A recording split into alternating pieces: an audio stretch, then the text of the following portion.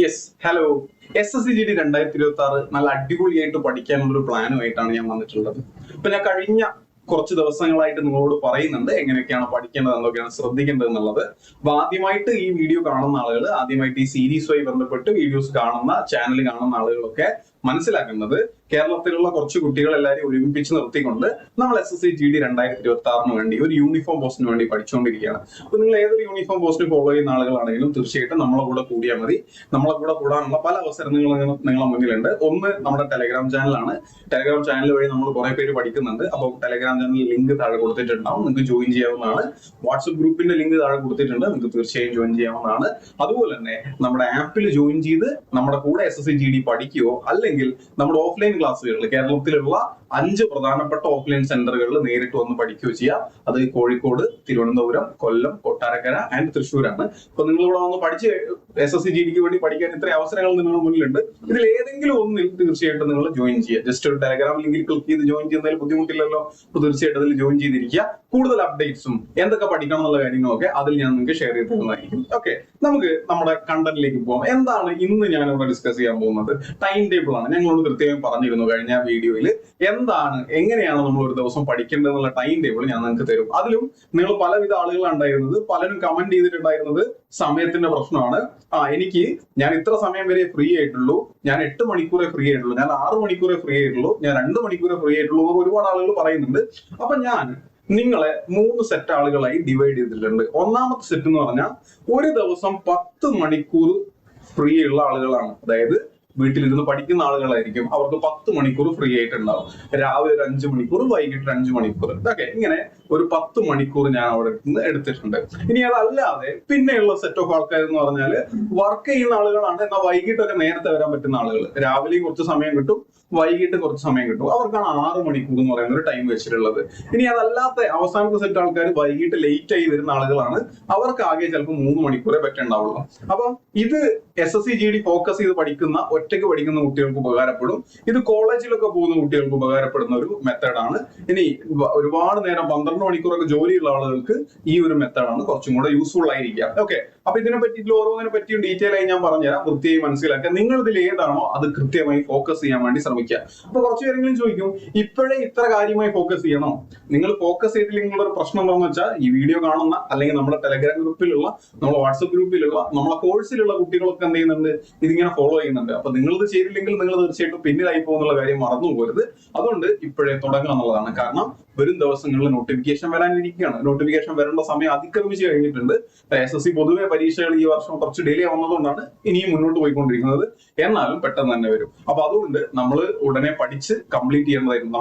നിങ്ങൾക്കറിയാം, കുറച്ച് പേരൊക്കെ നമ്മൾ ഓൾറെഡി ഒരു സീരീസ് പഠിച്ച് ഒരു പകുതിയായി കഴിഞ്ഞിട്ടുണ്ട്. അപ്പോൾ നിങ്ങൾ ആദ്യമായി തുടങ്ങുന്നതാണെങ്കിൽ സീരിയസ് ആയിട്ട് തന്നെ എന്ത് ചെയ്യാം, ഇതിനെ കണ്ട് മുന്നോട്ട് പോയിക്കോളാം എന്നുള്ളതാണ്. ഇനി പഠിക്കുന്ന സമയത്ത് നിങ്ങൾ ഓരോന്നിലും ഓരോ പ്രത്യേകമായ അപ്രോച്ചസ് നടത്താനുണ്ട്. അതിൽ GK നടത്തേണ്ട അപ്രോച്ചസ് എന്താണെന്നുള്ളതും മാത്സിൽ നടത്തേണ്ട അപ്രോച്ചസ് എന്താണെന്നുള്ളതും ഇവിടെ ഒന്ന് ശ്രദ്ധിക്കുക. GK നിങ്ങൾ 4 ഡേ സൈക്കിൾ ഫോളോ ചെയ്യാൻ ശ്രമിക്കുക. എന്താണ് 4 ഡേ സൈക്കിൾ? അത് ഞാനൊന്ന് പറഞ്ഞുതരാമേ, ശ്രദ്ധിച്ചോണം. അതായത് നിങ്ങൾ ഇന്ന് പഠിക്കാൻ പോകുന്ന സബ്ജക്ട് ഹിസ്റ്ററി ആണെന്ന് വിചാരിച്ചോ. നിങ്ങൾ ഇന്ന് ഹിസ്റ്ററി പഠിക്കാം. GK പഠിക്കുമ്പോൾ എല്ലാം കൂടെ കുഴച്ച് പഠിക്കാതെ ഇന്ന് ഹിസ്റ്ററി പഠിക്കാം. നാളെ നിങ്ങൾ ഹിസ്റ്ററി പഠിക്കുന്നില്ല, അടുത്ത ടോപ്പിക് പഠിക്കുക, അടുത്ത സബ്ജക്ട് പഠിക്കണം, പൊളിറ്റി പഠിക്കുക. അപ്പൊ പൊളിറ്റി പഠിച്ചു തുടങ്ങുന്നതിന് മുന്നേ ഇന്നലെ പഠിച്ച ഹിസ്റ്ററി റിവൈസ് ചെയ്തിട്ടേ പൊളിറ്റി തുടങ്ങാൻ പാടുള്ളൂ. ഓക്കെ, അങ്ങനെ 3ാമത്തെ ദിവസം നിങ്ങൾ എന്ത് ചെയ്യണം? നിങ്ങൾ ജോഗ്രഫി ആയിരിക്കും പഠിക്കാൻ പോകുന്നത്. അപ്പൊ എന്ത് ചെയ്യാം, പൊളിറ്റി ഒന്ന് റിവൈസ് ചെയ്തതിനു ശേഷം മാത്രം ജോഗ്രഫി പഠിക്കാൻ പോവാം.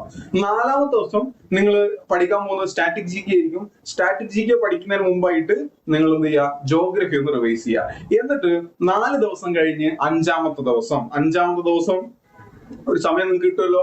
ആ സമയം നിങ്ങൾ എന്ത് ചെയ്യുക, ഈ 4 കാര്യങ്ങളും നിങ്ങൾ ആ ആഴ്ച പഠിച്ച 4 കാര്യങ്ങൾ ഒരുമിച്ച് റിവൈസ് ചെയ്യാൻ വേണ്ടി ശ്രമിക്കുക.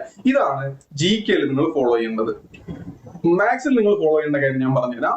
നിങ്ങൾ തുടങ്ങുന്ന സമയത്ത്, പഠിച്ചു തുടങ്ങുന്ന സമയത്ത് ഒരു 30% സമയം, അതായത് തുടക്കത്തിലുള്ള കുറച്ച് സമയം, ഇപ്പോ 1 മണിക്കൂർ നിങ്ങൾ ചെലവാക്കുന്നുണ്ടെങ്കിൽ അതിൽ 20 മിനിറ്റിന്റെ അടുത്ത് എന്തിനു വേണ്ടി, കാൽക്കുലേഷൻ സ്പീഡ് ആക്കാൻ വേണ്ടിയിട്ട് ചെലവാക്കുക. നിങ്ങൾ മൾട്ടിപ്ലിക്കേഷൻ, ഡിവിഷൻ, അഡീഷൻ അതുമായി ബന്ധപ്പെട്ട വീഡിയോസ് ഒക്കെ നമ്മുടെ ഈ ചാനലിൽ തന്നെ കിടക്കുന്നുണ്ട്. എങ്ങനെയാണ് പെട്ടെന്ന് മൾട്ടിപ്ലൈ ചെയ്യേണ്ടത്, കാൽക്കുലേഷൻ സ്പീഡ് എങ്ങനെ കൂട്ടാന്നുള്ള വീഡിയോസ് ഉണ്ട്.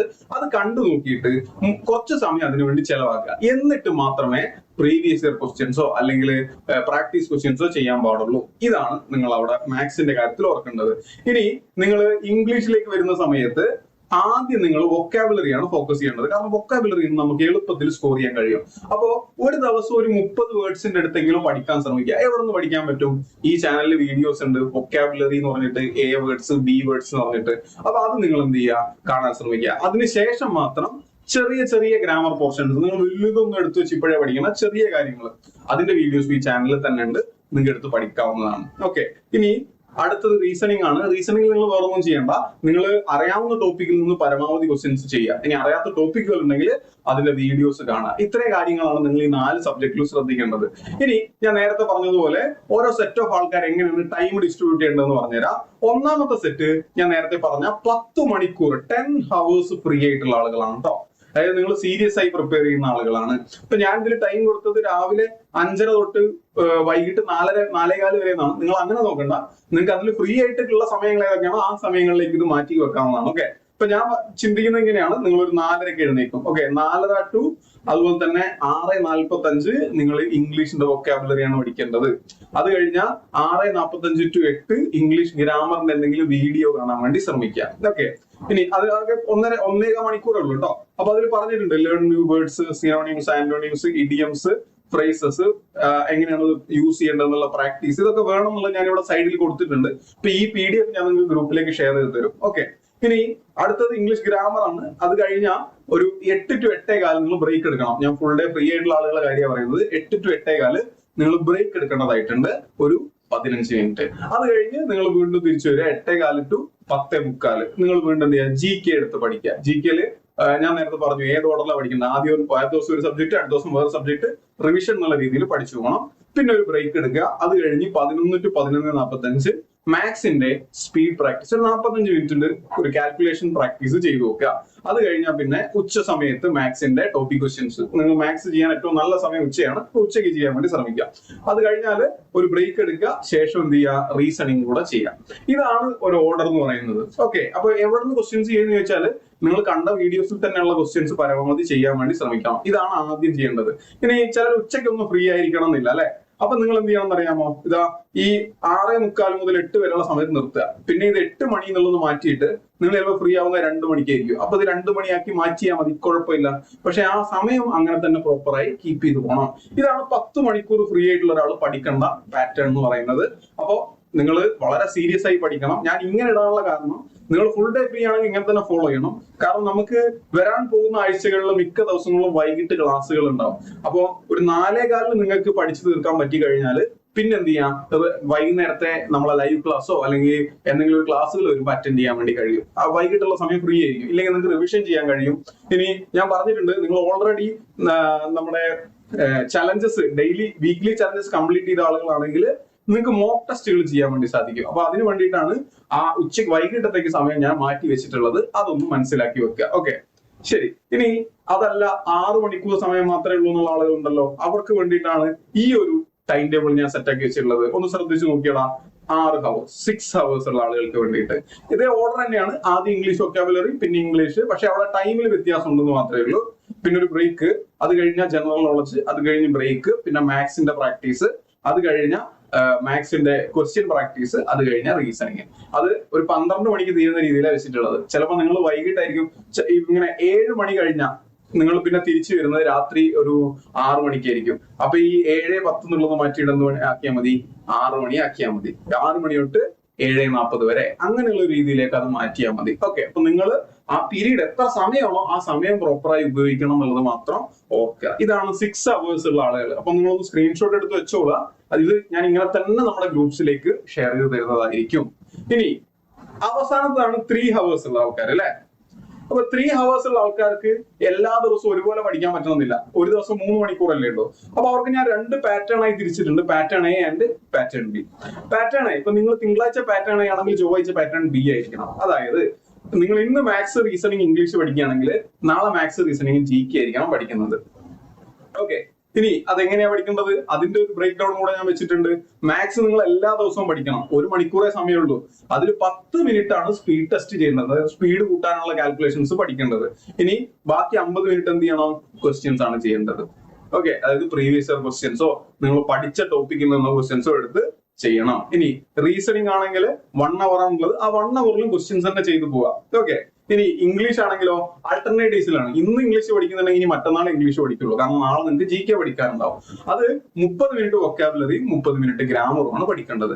ഇങ്ങനെ സ്പ്ലിറ്റ് ചെയ്ത് നിങ്ങൾ പഠിക്കാൻ തയ്യാറാവുക. ഇനി GK ആണെങ്കിൽ 60 മിനിറ്റ് ഒന്നെങ്കിൽ ഹിസ്റ്ററി അല്ലെങ്കിൽ ജോഗ്രഫി അല്ലെങ്കിൽ പൊളിറ്റി എന്നൊക്കെ ഉള്ള രീതിയിൽ മാറ്റി പഠിക്കുക. പ്രധാനപ്പെട്ട കാര്യങ്ങൾ ആദ്യം പഠിക്കാൻ വേണ്ടി ശ്രമിക്കുക. ഓക്കെ, അപ്പൊ ഇതാണ് നിങ്ങൾ പ്രോപ്പറായി ഫോളോ ചെയ്യേണ്ട ഒരു ടൈം ടേബിൾ എന്ന് പറയുന്നത്. വെറുതെ ടൈം ടേബിൾ ഫോളോ ചെയ്യാൻ നിങ്ങൾ സ്ക്രീൻഷോട്ട് എടുത്ത് വെച്ചിട്ട് കാര്യമില്ല, അത് പ്രോപ്പറായി ഉപയോഗിക്കാൻ പറ്റണം. അത് ഉപയോഗിക്കണമെങ്കിൽ കണ്ടന്റുകൾ നിങ്ങൾക്ക് വേണം. കണ്ടന്റുകൾക്ക് നിങ്ങൾക്ക് കിട്ടാനുള്ള സോഴ്സ് ആണ് ഞാൻ ആദ്യം ഇവിടെ കൊടുത്തിട്ടുള്ളത്. അപ്പൊ ഈ പറയുന്ന ടെലഗ്രാം ഗ്രൂപ്പിന്റെ ലിങ്ക് നമ്മുടെ കമന്റിൽ കൊടുത്തിട്ടുണ്ട്, നിങ്ങൾക്ക് എടുത്ത് അതിൽ ജോയിൻ ചെയ്യാവുന്നതാണ്. വാട്സ്ആപ്പ് ഗ്രൂപ്പിൽ ലിങ്ക് കൊടുത്തിട്ടുണ്ട്, ജോയിൻ ചെയ്യാവുന്നതാണ്. അതുപോലെ നമ്മുടെ ആപ്പിൽ നമ്മൾ പുതിയ കോഴ്സ് സ്റ്റാർട്ട് ചെയ്യുന്നതുകൊണ്ട് ജോയിൻ ചെയ്യാവുന്നതാണ്. അതുപോലെ ഈ വരുന്ന ഡിസംബർ 1-ാം തീയതി നമ്മുടെ ഓഫ്ലൈൻ സെന്ററുകളിൽ ഒരു പുതിയ ബാച്ച് സ്റ്റാർട്ട് ചെയ്യുന്നുണ്ട്. എല്ലാ സെന്ററുകളിലും ബാച്ച് സ്റ്റാർട്ട് ചെയ്യുന്നുണ്ട്. ഒരു കണ്ടീഷൻ ഉണ്ട്, അതായത് 25 സ്റ്റുഡൻസിനെ വളരെ സീരിയസ് ആയിട്ടുള്ള, നിങ്ങൾ പറയുന്ന കാര്യങ്ങളൊക്കെ പ്രോപ്പറായി ചെയ്യാൻ തയ്യാറാണെന്നുള്ള സീരിയസ് ആയിട്ടുള്ള ആളുകളെ മാത്രം ഉൾപ്പെടുത്തുന്ന ഒരു ബാച്ചാണ്. അപ്പൊ നിങ്ങൾക്ക് വേണമെങ്കിൽ അതും കൂടെ ചൂസ് ചെയ്യാം. യാതൊരു നിർബന്ധമില്ല. നിങ്ങൾക്ക് എന്ത് ചെയ്യാം, ഈ ഫ്രീ ആയിട്ടുള്ള ഐഡിയാസ് ഒക്കെ വെച്ചാൽ നിങ്ങൾക്ക് പഠിക്കാൻ പറ്റുമെങ്കിൽ അതാണ് ഏറ്റവും ബെറ്റർ. നിങ്ങൾ ഫ്രീ ആയിട്ട് തന്നെ എന്ത് ചെയ്തോളാം, പഠിച്ചോളാം. വാട്സപ്പിൽ ജോയിൻ ചെയ്യുന്നതിനും ടെലഗ്രാമിൽ ജോയിൻ ചെയ്യുന്ന ഫീസൊന്നും തരണ്ട. എന്നിട്ട് നമ്മളെ കണ്ടന്റുകൾ പ്രോപ്പറായി പഠിച്ചു പോകാന്നുള്ളതാണ് ചെയ്യേണ്ടത്. അപ്പോൾ അങ്ങനെ പഠിച്ച് നിങ്ങൾക്ക് മുന്നോട്ട് പോകാൻ സാധിക്കണം. ഞാനിത് വീണ്ടും പറയുന്നത്, നമ്മളെ ടൈം ഒരുപാടൊന്നും ഇല്ല. നിങ്ങൾ ചിന്തിക്കും നോട്ടിഫിക്കേഷൻ വന്നിട്ടില്ല, പക്ഷെ നോട്ടിഫിക്കേഷൻ വരാൻ വേണ്ടി ഒരുപാട് ആളുകൾ വെയിറ്റ് ചെയ്യുന്നുണ്ട്. അവരെക്കാൾ ഒരു ദിവസം മുന്നേ എങ്കിലും പഠിച്ചു തുടങ്ങാനുള്ള ഉത്തരവാദിത്വം നിങ്ങൾക്കുണ്ട്. അങ്ങനെ ഉത്തരവാദിത്വം എടുക്കുന്ന ആളുകൾക്ക് തന്നെയാണ് ഈ ഒരു ജോലി കിട്ടാനുള്ള സാധ്യത ഉള്ളത്. അതുകൊണ്ട് തീർച്ചയായും നന്നായിട്ട് തന്നെ പഠിക്കാൻ നിങ്ങൾക്ക് സാധിക്കണം. ഈ ടൈം ടേബിൾ യൂസ്ഫുൾ ആക്കുമെന്ന് വിചാരിക്കുന്നു. Thank you. Happy learning.